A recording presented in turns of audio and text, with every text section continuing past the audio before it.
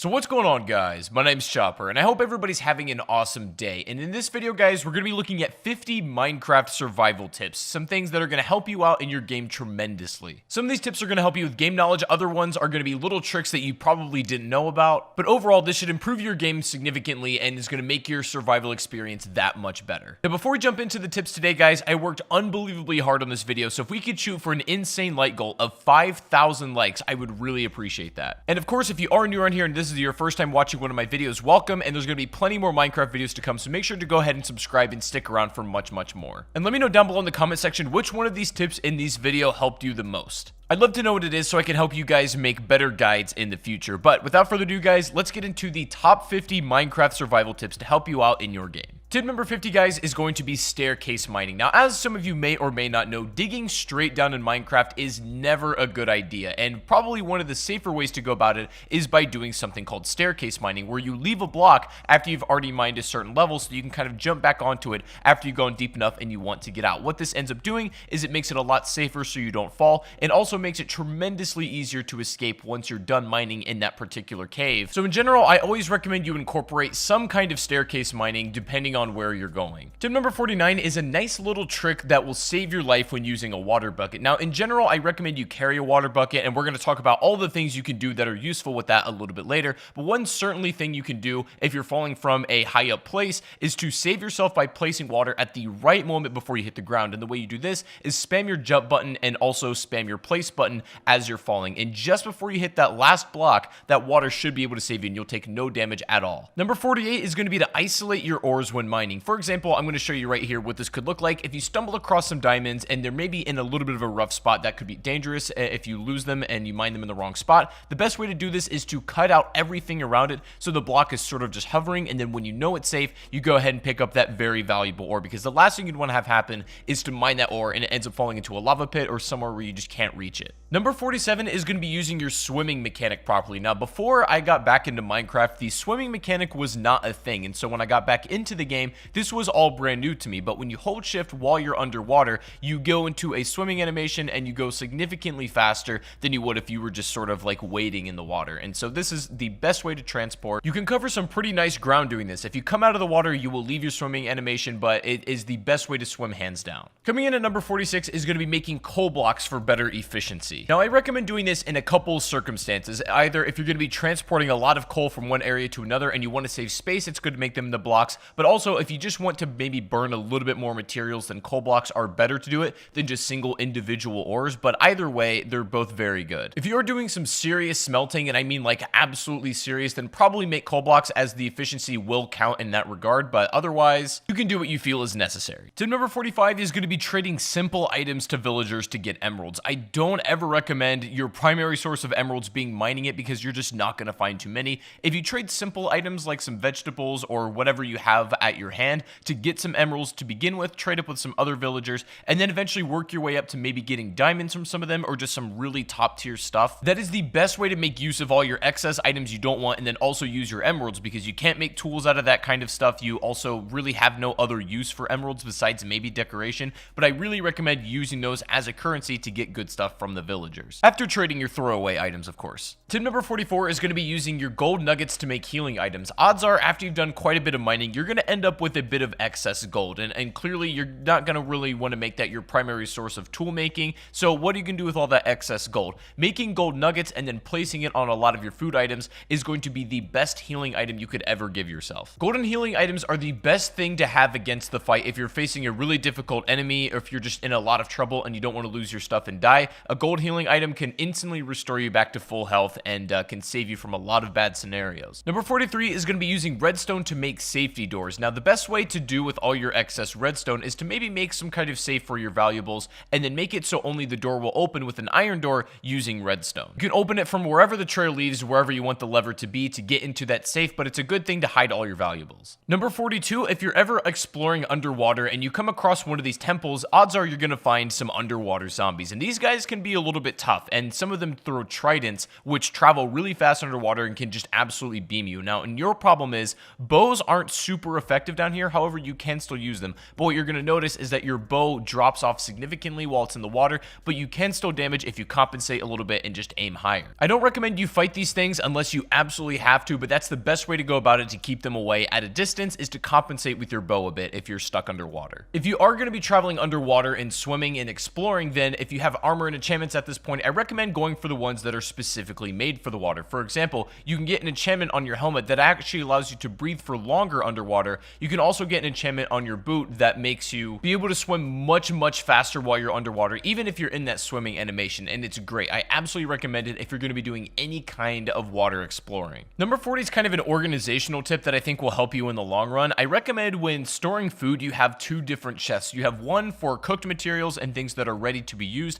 and then you have another chest for raw materials, just so when you kind of mix things up together, it gets a little bit disorganized. And if you do it right, making food, keeping the production up, and then also organizing your raw and then cooked resources makes your life way easier. Speaking of food, tip number 39 is going to be opening up multiple food sources for yourself. Now, it might take you a little bit to get to this point in the game, but eventually you'll have enough of a farm where you'll have a bunch of vegetables going at once. You can even have an animal farm for some just like extra sustenance. If you're able to set up multiple farms and you do them right, you'll never ever have to leave your house for food, and it's just almost an infinite generating source. Combine that with the fact that when you organize your food properly, then you'll never ever have to worry about food again, and you can focus your time on other stuff. I recommend setting up as many vegetables as possible, as well as having like both a pig and cow farm at the same time. Tip number 38 is going to be taming yourself a wolf and having it as a companion. Now, you can do this with multiple animals that will actually be your companion if you do it right. Like, for example, you can tame a llama if you so wish, and you can tame multiple animals as well, but definitely one of the essentials is to tame a wolf, have it as your companion, because it'll do so many great things for you. It'll follow you wherever you go. It'll fight for you if you start attacking something, and can be like a second hand in saving your life. Keep in mind, you cannot bring them to the nether, unfortunately, so they're going to have to stay in this part of the realm, but you can leave them in your house if you like as well. And as a side note, I just think they're honestly pretty cool to keep around. Number 37 is remembering that you can use excess wood as fuel if you so need to. Now, I don't recommend this for most players because odds are if you're able to gather enough coal, you're never going to need to use this. But a lot of people forget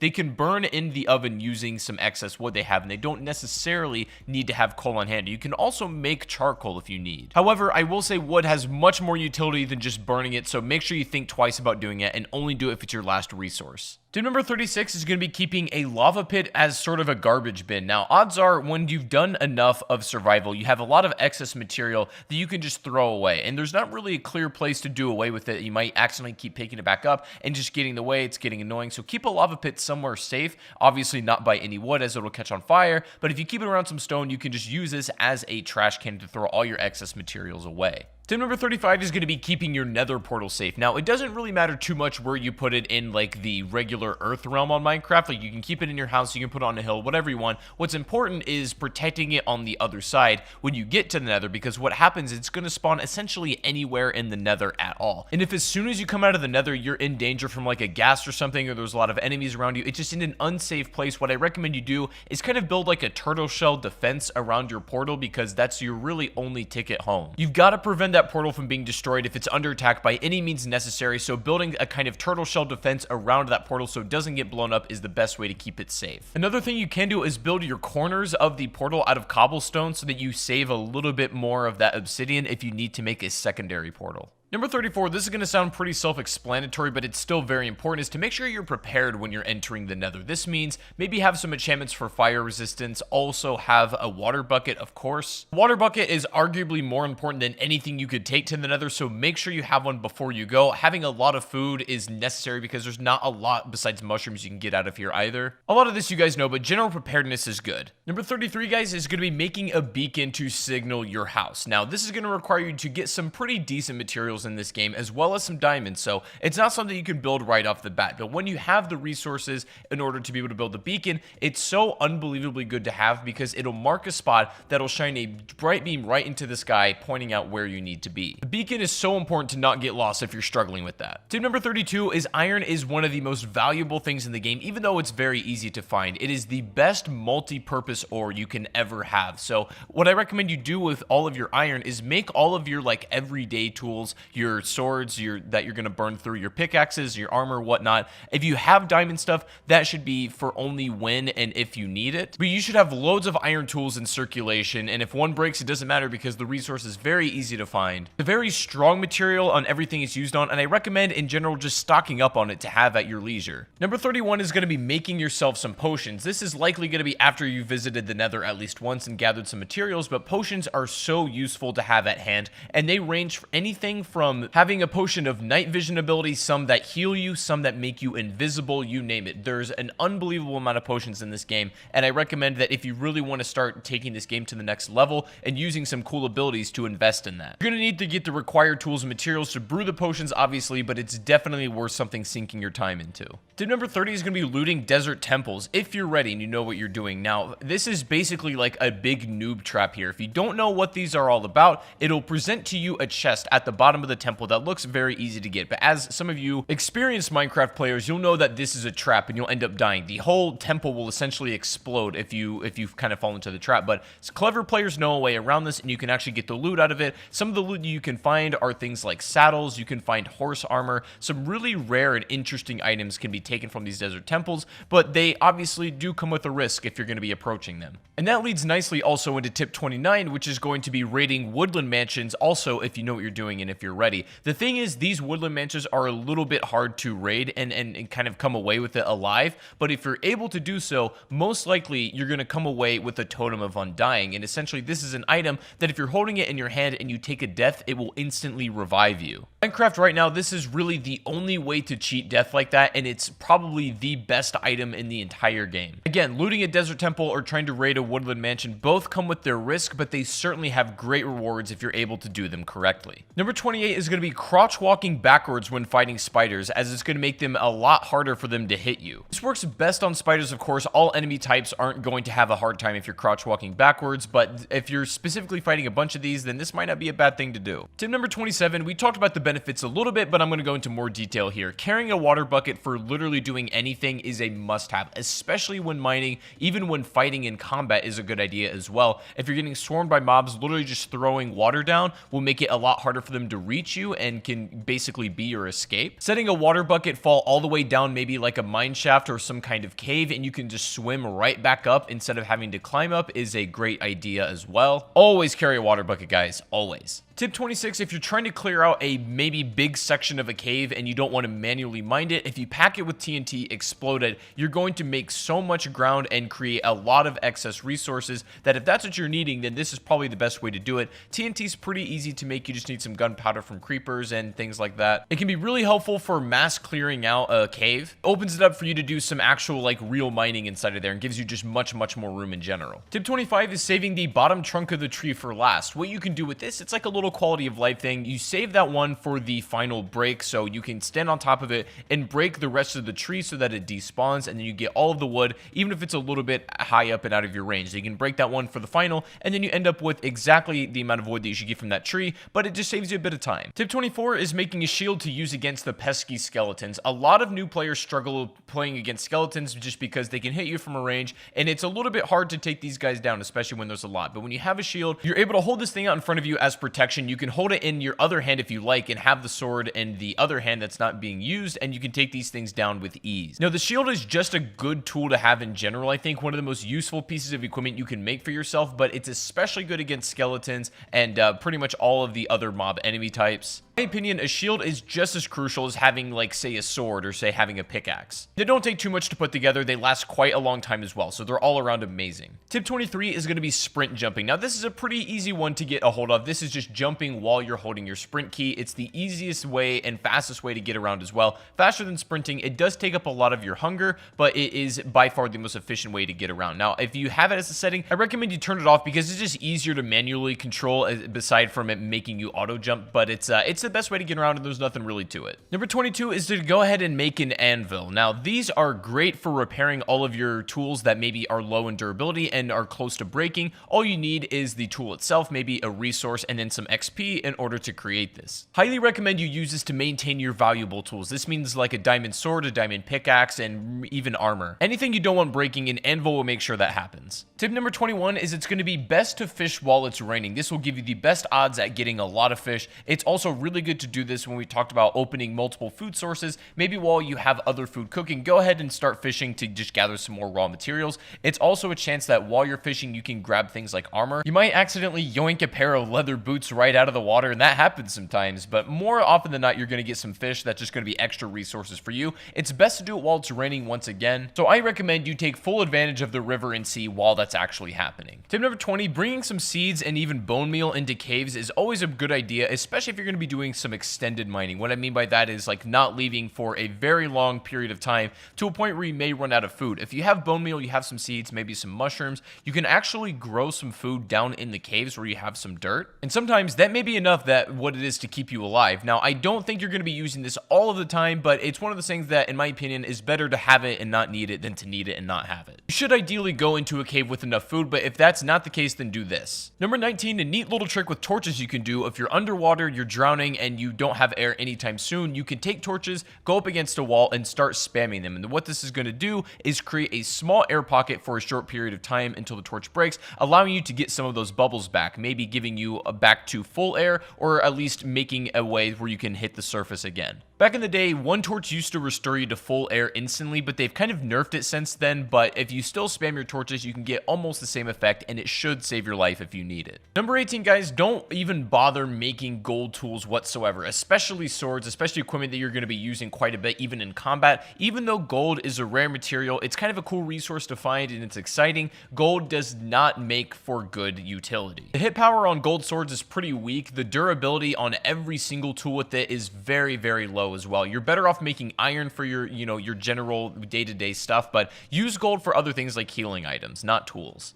Number 17, guys, is going to be placing torches on the ground to help prevent mob spawns better. Now, when you're lighting up a cave, the way mobs spawn is just basically from the darkness. And so if you're able to light up the cave enough, that will prevent any mobs from spawning. However, the best way to do this, the most efficient way, is to have them on the ground where it carries the most light. You definitely can put them on the walls, and especially in really dark corners, do what you got to do, but having them on the ground, lighting up a really nice pathway is the best way to keep your cave safe. Speaking of mobs, number 16 is mobs cannot spawn on half slabs. This is just some useful information to know. They can essentially spawn anywhere except this, so use that information how you like. If you want to kind of maybe line something with safety on half slabs to prevent mobs from spawning, go ahead and do that, and I recommend it. Not something that's super practical, but it's definitely good information just to keep in the back of your mind if you ever need it. Tip number 15, when getting familiar with the different enchantments, there's one in particular you might like, which is called Silk Touch, and this allows you to mine an exact block without breaking it. So for example, you could take a Silk Touch pickaxe and then mine a piece of glass without breaking it down, because otherwise if you just use a regular tool, the glass would shatter. But you can use Silk Touch to actually mine the block itself,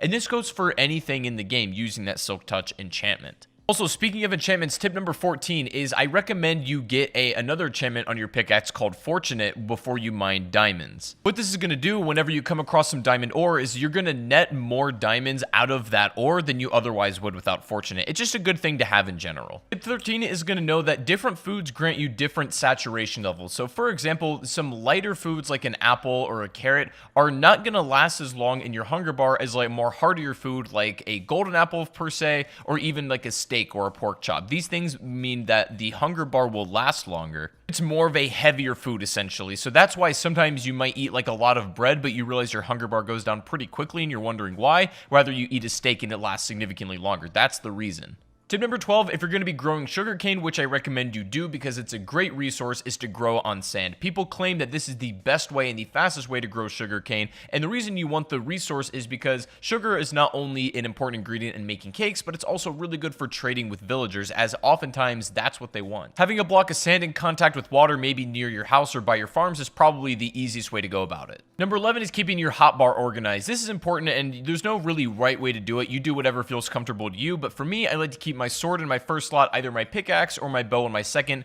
and then my shield in my third, torch in my fourth, water bucket in my fifth, and then my food in my sixth, and just whatever miscellaneous stuff you might have. But you can organize it however you like and whatever you're comfortable with, but make sure that you can get to anything you need in a moment's notice. Number 10, if you're struggling with Enderman, a really good thing to do is just put that water bucket in front of you. Endermen normally calm down if they're submerged in water, but if one is just being pesky and you're having trouble fighting them off, instead of getting close enough to use your sword and then you kind of put yourself in danger, just simply putting a water bucket down over and over again will cause them to go away and then take damage over time. They really don't like water, so if you surround yourself with water, you make it a lot harder for them to get actually up to you. Probably the best defense you can have against these guys, if I'm being honest. Number 9 is timing your swings when sword fighting, because that is absolutely crucial for doing the most amount of damage. Now, if you just spam your sword, you can still hit people, but the hits are going to be a lot weaker than they otherwise would if you let your swipe kind of recharge. What you want to do to deal maximum damage is let your swing reset, and the moment it resets, you swing again. So you can get the most amount of hard hits in, but with also the least amount of time in between those hard hits. Tip number 8, you can set up a spawn trap in the nether with really any sort of enemy type in the castle by blocking it off with stone and then just fighting them from there, keeping them behind, keeping a spawn portal on the other side. You'll have infinite enemies and you can kill them at your leisure without really being in any danger. Infinite XP, and it's an amazing way if you just want to upgrade armor, make potions, that kind of thing. I really recommend you set up at least one of these. Number 7, upon defeating a raid, you'll be granted with the effect called Hero of the Village, and what this allows you to do is reduce the cost of the first trade with any villager by 30%, and it's something that's really going to be extremely useful. If you're trading something valuable, maybe in order to get diamonds, it's great for that. If you beat a raid, take advantage of this effect as much as you possibly can. Tip number 6 is keeping your ender eyes or anything extremely valuable in an ender chest. You can hide it somewhere in the world where it's basically no chance of being destroyed. Put the other side in maybe like your safe house, and the thing is, between these two chests there's a connection, so you can pull any items that are in that ender chest from either side, and this is the best way to keep ender eyes just in case one chest gets destroyed. You don't lose all of that progress. You won't have these right off the bat, but definitely invest in some ender chests when you can. Tip number 5, make sure you use your crouch walk when you're crawling through tight spaces, or if maybe you're high up on an elevation with a chasm underneath you. When you're crouch walking, you have zero chance when you're holding that crouch to fall off that side. Even if you kind of back up into it, you let go of that crouch, if you're still in that position, you won't fall. If you move any more farther than that without crouching, then you will fall down that chasm,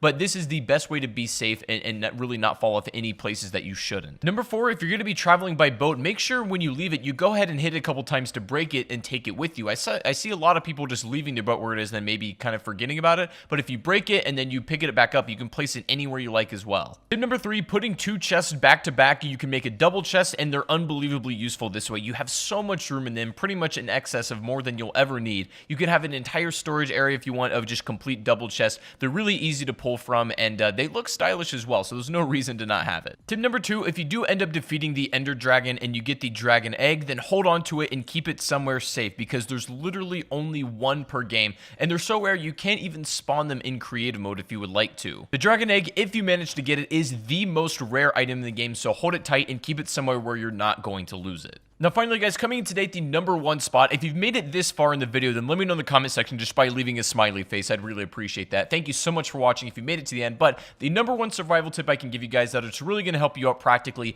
is to make yourself a compass and a map. These, I think, are by far the most important tools you can do for yourself, especially if you're new to Minecraft, you're a little bit of a beginner, and you just want some extra tips for surviving in this game. What a map is going to do is basically mark out exactly where you are, maybe where your house is, and the general vicinity of the area surrounding you. Now, the compass, if you get too far to the range of your map, will give you the general direction of which you need to head in order to get back home. These two tools in combination, even if you want a clock, which can be helpful, it's more or less just decoration, but these two tools in conjunction will make it so that you never ever get lost in this game, and so they're unbelievably helpful, and I cannot recommend them strongly enough. But guys, that is going to be 50 Minecraft survival tips in 2019. I really hope this did help. If it did, make sure to leave a like. As I said, we're going to go for 5,000 likes on this video, and I'd appreciate that so much. And if you want more Minecraft videos like this, make sure to go ahead and subscribe and stick around, as there's going to be much more on the channel. Let me know in the comment section which survival tip helped you out the most, and if there's any Minecraft survival tip that you think I should have included in this video and I didn't,